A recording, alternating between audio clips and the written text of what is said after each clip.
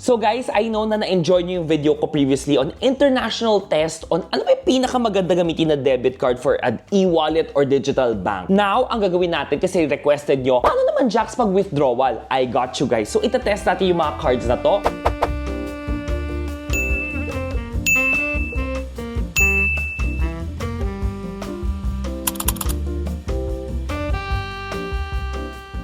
Guys, for this video, ang ginawa ko kasi for 2024 to, so lahat ng mga trips na trinay ko siya previously, i-report ko sa inyo kasi meron tayong data dyan. Also, what I want to share with you here, guys, is I have parang 3 different trips here. One in April 2024, which is sa Bangkok, and then another in April 2024, nasa Japan naman to, and then one in October 2024 naman, which is Singapore. So, ang kagandahan dito, at least na-test out natin siya. Now, itatanong nyo sa akin, Jax, ba't parang yung ibang trips mo, wala yung ibang cards? Okay, the reason there is, for example, a Cbank card did not come out roughly around October na ata to lumabas or September, and some of the other cards naman, matagal na siya. So, at least na-test out natin dyan. Itatanong nyo rin naman sa akin, Jax, bakit yung ibang test mo may Visa, yung ibang MasterCard lang? We all know that Visa will always give the better rates, di ba? Kasi nga, when you're going to check the Forex rate ni Visa versus MasterCard, Visa gives the better and the more competitive rate, usually. Now, if itatanong nyo, Jax, paano ko malalaman yung rates na yan? Okay, I will put the website here. Ito po yung itsura kay Visa. Link will be down below as well. And then ito naman yung kay MasterCard. Link will be down below. So if you want to check ano yung rate on that specific day, you can just go to their website. And if you're going to use these cards, tama rin naman siya. If you use GCash, alam naman natin yan, nasa 0 ang kanyang bank fee. Cbank is also at 0. GoTime is at 1%. Maya is nasa 2.75%. Siyempre, sabihin nyo, Jax, paano to? If we're going to use it abroad ba, iba-ibang countries naman yung tenest mo. Paano yung country na pupuntahan ko? Usually, yung mga test na to, guys, basta they accept Visa and MasterCard, the bank fees will be the same. Kung yung mga test naman natin, daming pesos ko na pinapakita sa inyo, di ba may, ito yung bank fee ng specific card na to, debit card na to,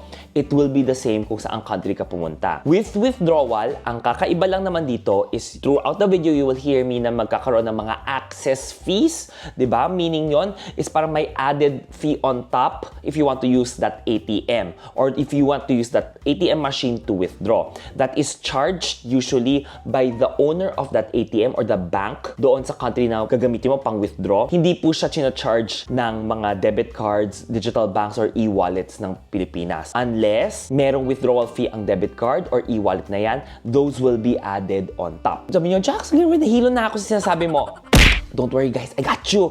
Meron tayong pruweba dito kasi alam nyo, di ba? Serbisyong tapat lang tayo dito. Bawal tayo kumiling sa mga specific brands and banks, di ba? Alam nyo naman yan. Meron tayong mga gusto, pero if the data says this, sa data tayo. Okay, let's begin. First country that I went to was April 2024. This was Bangkok. Now, in Bangkok, lahat to, withdraw ko ng 500 baht. Ang ginamit ko dito, guys, is Visa cards only. You're gonna ask me, Jax, ba't Visa cards? Kasi alam ko naman na maganda Visa card yung rate na ibibigay niya. So, now, you have so many options of Visa cards out there. Ang tatlo naman ang ginamit ko for this specific test. GCash is the first one, then I did Maya, and then the last one was the GoTime card. Lahat po to, nag-withdraw ako ng 500 baht. And guys, sa Bangkok, napansin ko, lahat siya may withdrawal fee. Wala po tayong takas, mapa-MasterCard man siya or mapa-Visa. Based on my experience, meron siyang withdrawal fee. I know, sad.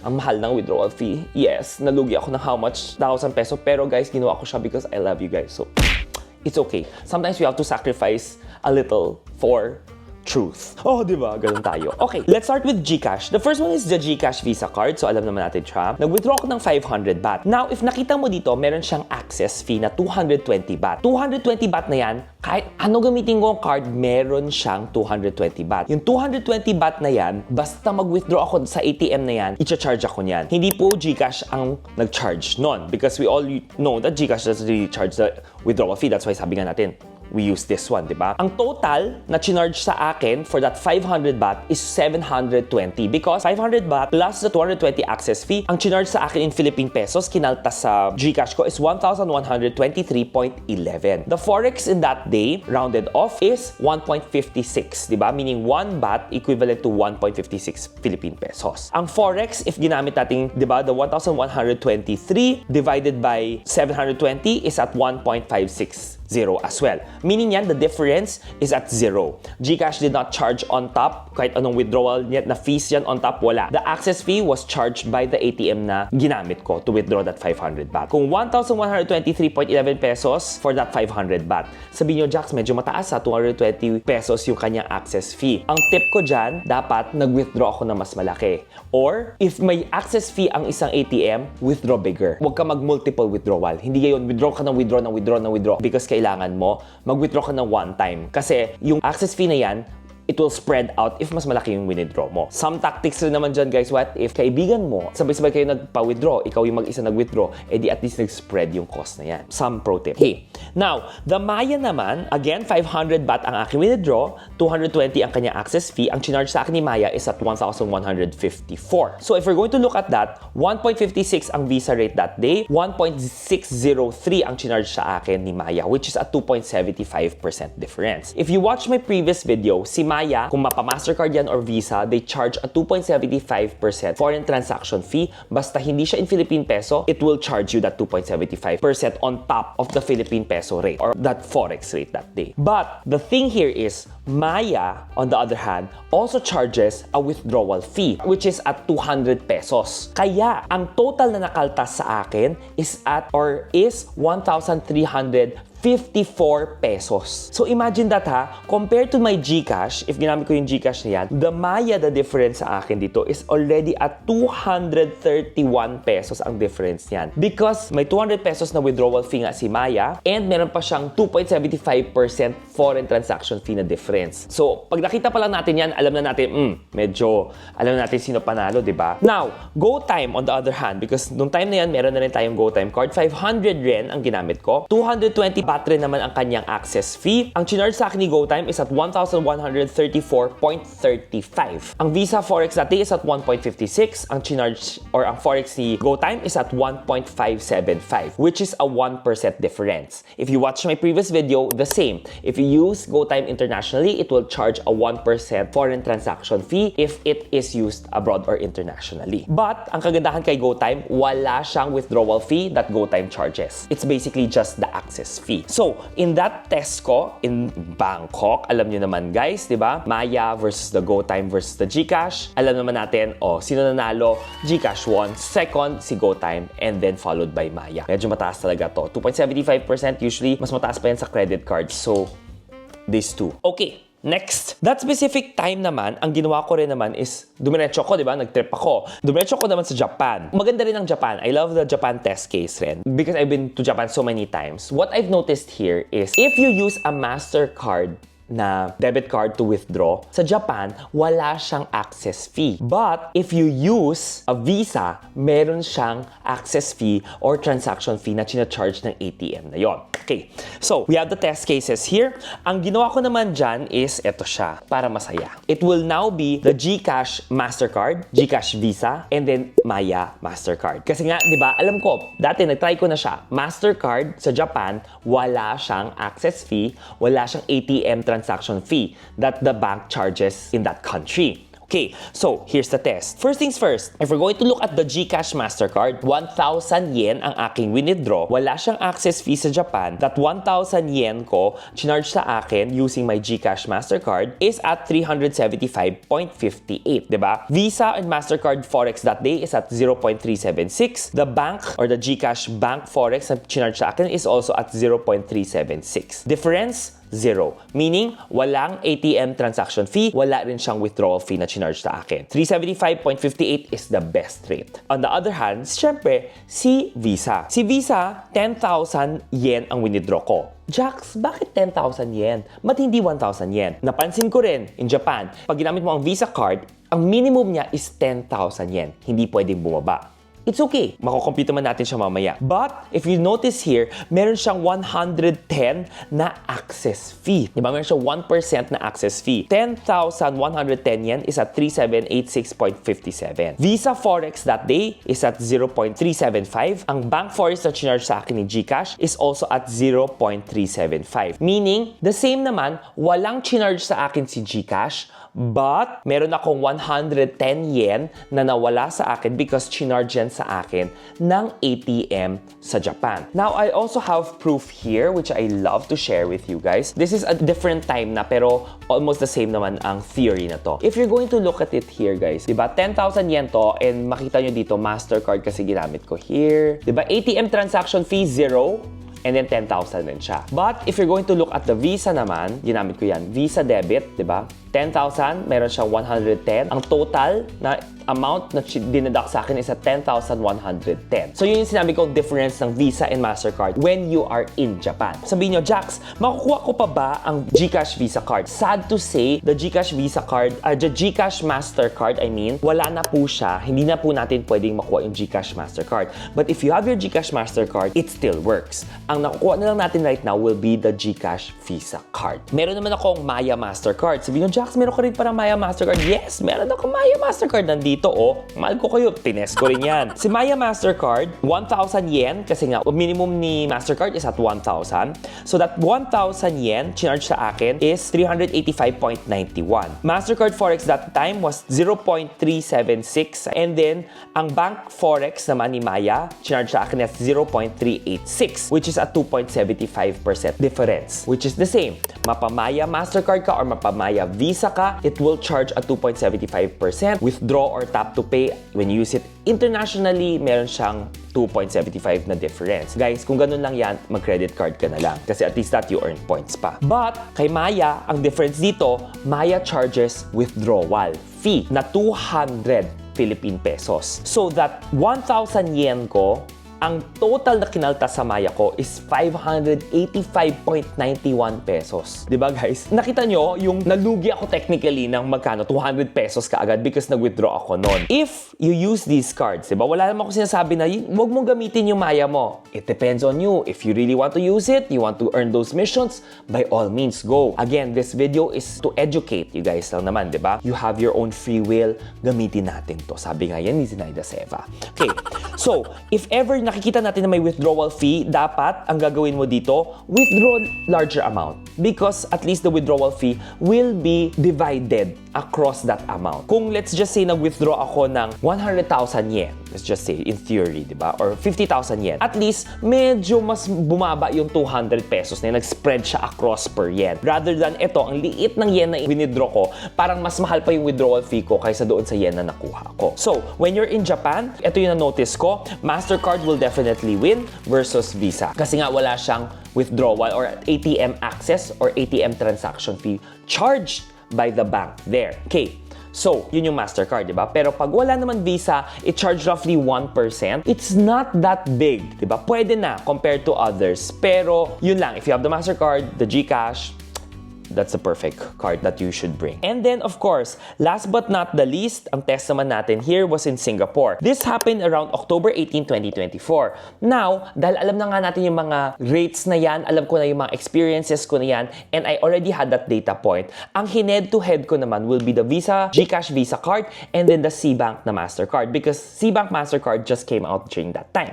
Okay, now, sa Singapore, dito, nag-withdraw ako ng 20 Singapore dollars. The first card that I used to withdraw will be the Cbank card. 20 Singapore dollars, ang charge niya sa akin is 870.23. MasterCard Forex that day is at 43.511. The Bank Forex or Cbank charged me na Forex is also at 43.511 or 512 rounded off. Meaning, guys, wala rin charge sa akin si Cbank na added foreign transaction fee. But, Cbank charges a withdrawal fee of 250 pesos kasi international withdrawal fee siya. Nakita rin natin to sa app niya. So, ang total cost ko for the 20 Singapore dollars is 1,120.23 when I used my Cbank MasterCard. Kasi nga guys, may 250 siya na withdrawal fee, which Cbank charges. On the flip side, when I used my Visa na GCash, 20 SGD chinarge ako at 862.53. Now, Visa Forex that time was 43.127. GCash na Forex was also at 43.127. 0% ang difference niya.